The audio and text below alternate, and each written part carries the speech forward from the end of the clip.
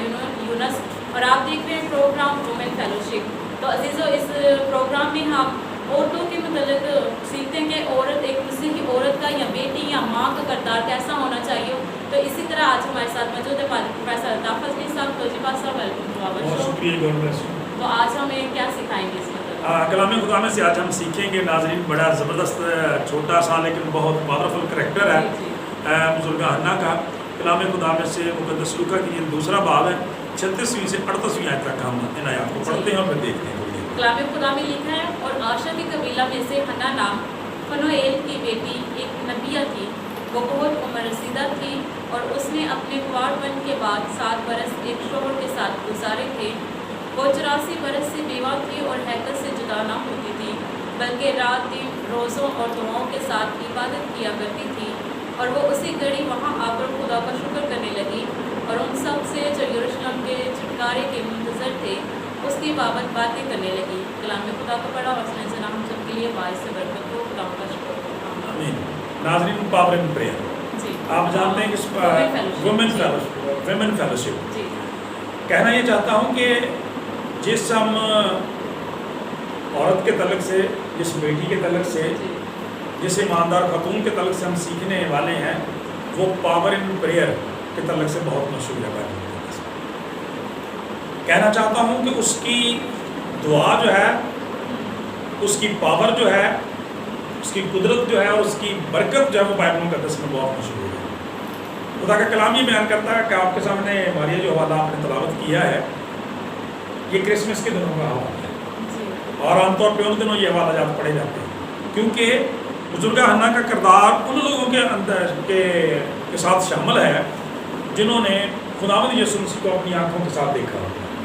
ये वो लोग थे जो इसराइल की, जैसे लिखा है ना कि जो इसराइल की नजात के और बहाली के छुटकारे के मुंतज़र थे।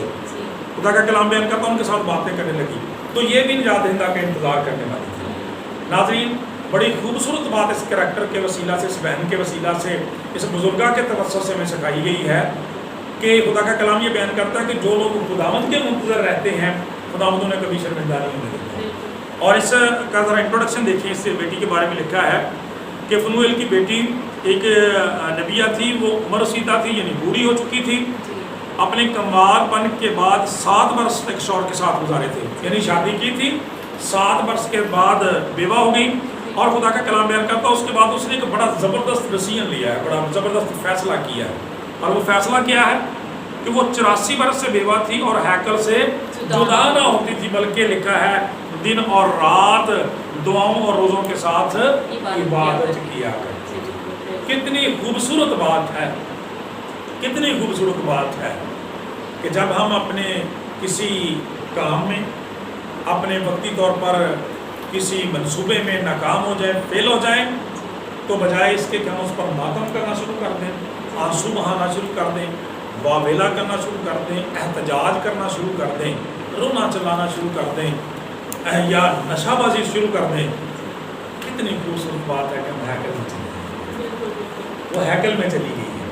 और कितनी खूबसूरत बात आज की बेटियों के लिए मैं कहता हूँ नमूना दिया गया है, और ख़ुसूसन उन बेवा औरतों के लिए खुदा का कलाम बयान करता है कि वो 7 वर्ष के बाद ही बेवा हो गई है, तो पॉसिबिलिटी थी उसके लिए शादी कर सकती थी अगर चाहती, लेकिन खुदा का कलाम कहता है उसने अपने आप को खुदावंद की खिदमत के लिए पेश कर दिया। काश हमारी भी ऐसी सोच, हमारा भी ऐसा ख्याल हो कि हम खुदावंद की इबादत को वलीयत दें।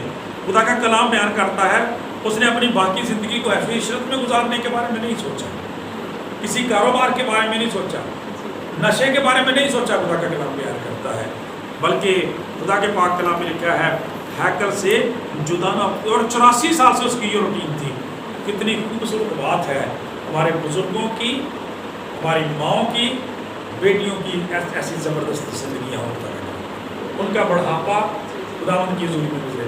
मैं हमारी अक्सर कई दफ़ा बुढ़ापे के हवाले से जब बात करते हैं, अमूमन आपको पता मैं मुर्गी सर्वस पे ऐसी बातें होती हैं, तो मैं वहाँ पे कहता हूँ कि मुबारक हैं वो लोग जो अपनी बुजुर्गी में खुदावंद के साथ जुड़े रहते हैं। क्योंकि आप देखते हैं जब बुढ़ापे में हो जाते हैं ना हमारे लोग अमूमन, तो दुआ के साथ कोई तल्लक नहीं, कलाम के साथ कोई तल्लक नहीं, वो गा पीते रहेंगे, पैर रहेंगे, गल्ला मारते रहेंगे, तो बस इधर उधर नहीं गल्ला करते हैं।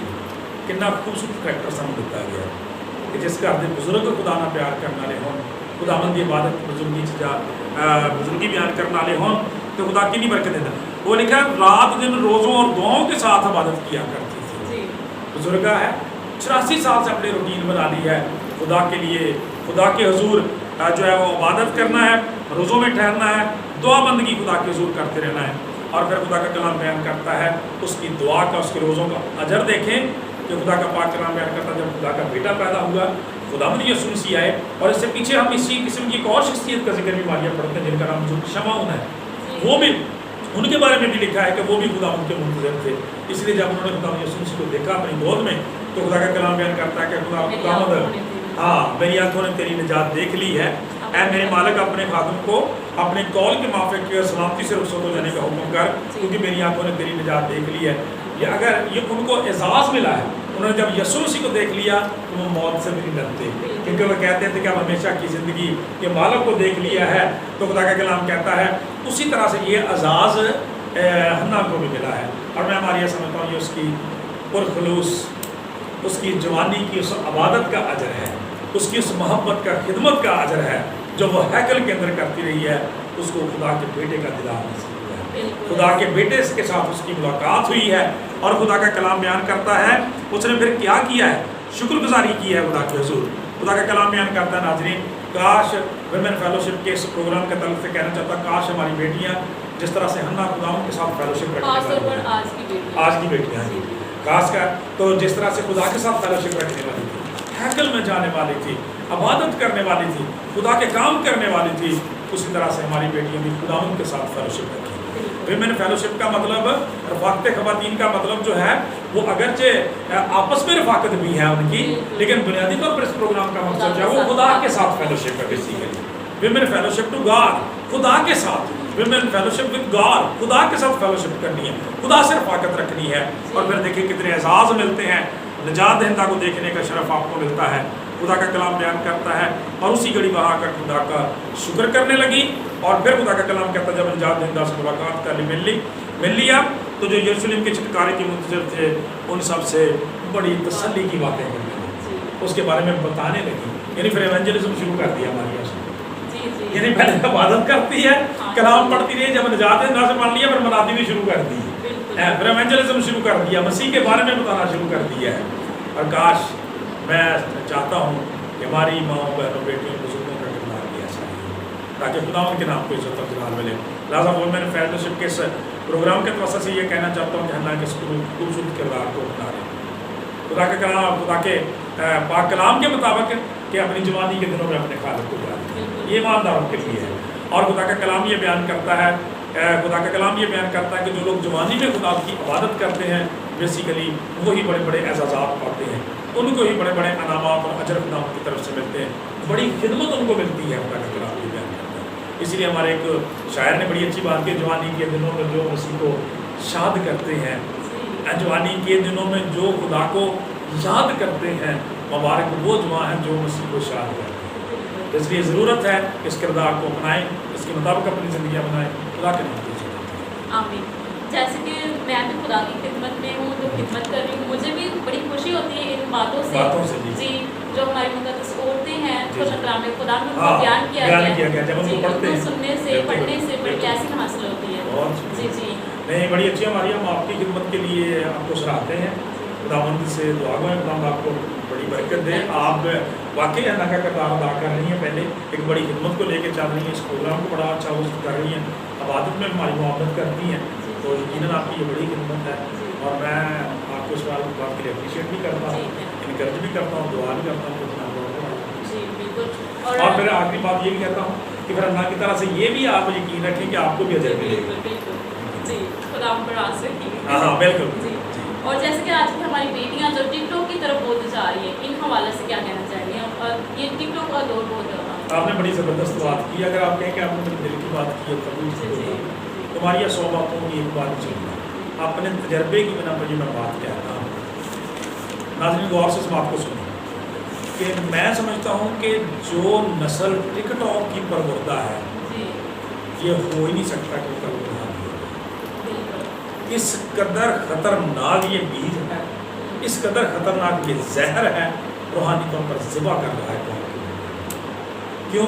कलाम फरमाते हैं जिस्मानी आदमी जिस्मानी बातों को क्या रूहानी बात आदमी रूहानी बातों के।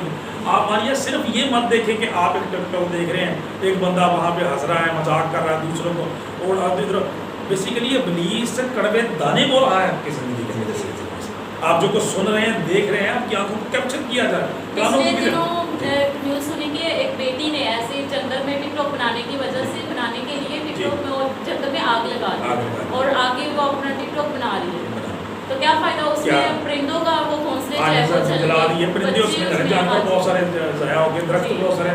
तो मकसद ये कहने का इसी तरह से रूहानी तौर पर खानदानी तौर पर खानदानों के खानदान जल जाते हैं। आपसे यही कहूँगा इसको बंद करें, इससे कोई फ़ायदा नहीं है। इसकी बजाय वो वक्त खुदा के कलाम को दें, अन्ना की आदत अपनाएं। वो हैकल से जुदा ही नहीं होती, ऐसी हैकल हम जानते ही नहीं। ठीक है, ये नहीं होना चाहिए। इससे तौबा करें बारे में भी और दूसरों के बारे में। ये कड़वे दाने हैं, मैं तो साफ कहता हूँ, ये जो आपकी ज़िंदगी को रूहानी ज़िंदगी को बर्बाद कर देते हैं। तौबा करें। Thank you so much. तो मेरा भी यही मैसेज है कि जो बहनें ऐसे काम करती हैं, खुदा की तरफ से प्लीज़ वो खुदा के कलाम की तरफ आएँ और अपने बारे में सोचें, और जो दूसरे हैं उन इंसानों के बारे, परिंदों के बारे, जानवरों के बारे में सोचें कि वो भी इंसान, वो भी सांस लेते हैं और हम इंसान होते हुए उनकी भी फिक्र करें। तो उम्मीद करती हूँ कि आप सब ने आज की बातों के वसीला से बड़ी ब्लेसिंग हासिल की होगी। अब वक्त है कि हम अपने सर हो चुकाएँ और दुआ मांगते हैं। आसमानी बाप तेरी शुक्रगुजारी करते हैं गुजरे हुए सारे वक्त के लिए, सारी पाक मुहाफ़ज़त के लिए, आज के इस दिन के लिए, इस मौका इस वक्त के लिए, Prince of peace television channel के लिए, सारी इंतजामिया के लिए, तेरी होस्ट के लिए, स्कूल प्रोग्राम के लिए, प्यारे खुदा तेरी उन बेटियों के लिए जिस वक्त इस प्रोग्राम को देख रहे हैं, दुआ करता हूँ, इस्तदा करता हूँ खुदा टिकटॉक जैसे प्यारे खुदा सोशल मीडिया के प्यारे खुदा गैर अखलाकी सैलाब से उनकी मुहाफ़ज़त यानी कड़वे दानों से बचाना प्यारे खुदा को बख्श दे। इसकी बजाय तेरी बेटियाँ आसमानी बाप हन्ना के किरदार को बनाए, तुझसे लिपटी रहें, रफ़ाकत रखें, हैकल से जुदा ना हों, तेरी खिदमत करें, एवेंजलिज्म करें, तेरे जलाल के लिए गाएं बजाएं, प्रस्तश करें, पाक कलाम को पढ़ें, ताकि खुदावंद तेरे पाक कलाम को इज्जत दें। जितने लोग इस वक्त देख रहे हैं, एक एक ज़िंदगी को नाम बनाम बरकत देना, अपने जनाब को इस्तेमाल करना। प्यारे खुदा Prince of peace television channel के साथ साथ दीगर तमाम तर टेलीविजन चैनल्स के लिए नशोशात के सारे बड़ा फजल चाहते हैं, अपने मुल्क के लिए, हुकूमत अफवाज के लिए, प्यार से इस्लाम के लिए दुआ करते हैं। तेरे बेटे अपने प्यारे खुदा यीशु मसीह हासिल करें।